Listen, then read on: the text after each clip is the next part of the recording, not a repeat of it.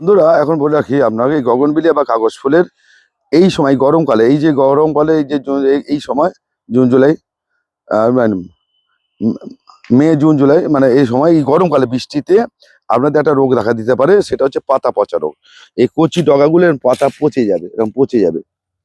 আরো কিছু কচি পাতা দেখবেন ওকে ঝলসে যাবে, অনেকটা ঝলসে যাওয়া রোগ আসে। সেই থেকে বিরত থাকার জন্যে আপনারা যে কোনো একটা ফাঙ্গিসাইড 15 দিন অন্তর স্প্রে করে রাখুন। এই এই এই ঠিক এরকম হবে, দেখাচ্ছি, ঠিক এই জিনিসটা হবে, এরকম পাতা এরকম পচে যাবে, পচনশীল, এরকম পচা। এই এই এই সময় হয়। এটা কেন হয় বলে দিচ্ছি। এই সময় এই যে বৃষ্টিটা হয়, এটা অনেকদিন, মানে কোনো কিছু কিছু অন্তর হয়, অনেকদিন ধরে বৃষ্টি হয়নি। বাতাসে আমাদের এই নিচের জলীয়, মানে দূষিত পদার্থ ঘুরে বেড়াচ্ছে। যখনই বৃষ্টি হয় সেটা নেমে আসে, এবং সেটা নেমে আসে এবং গাছের উপর পড়ে।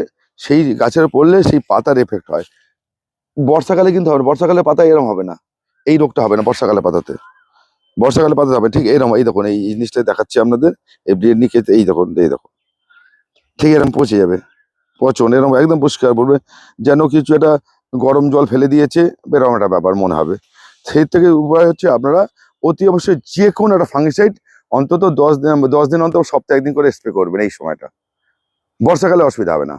বারবার করে বলছি, এই সময়টা কিন্তু গগনবেলিয়া বা কাগজ ফুলের গাছে অতি অবশ্যই একটা করে ফাঙ্গিসাইড বা যে কোনো ফাঙ্গিসাইড 7 দিন অন্তর স্প্রে করে রেখে দিন। তাহলে আপনার গাছ সুস্থ থাকবে, গাছ আর এটা আসবে না।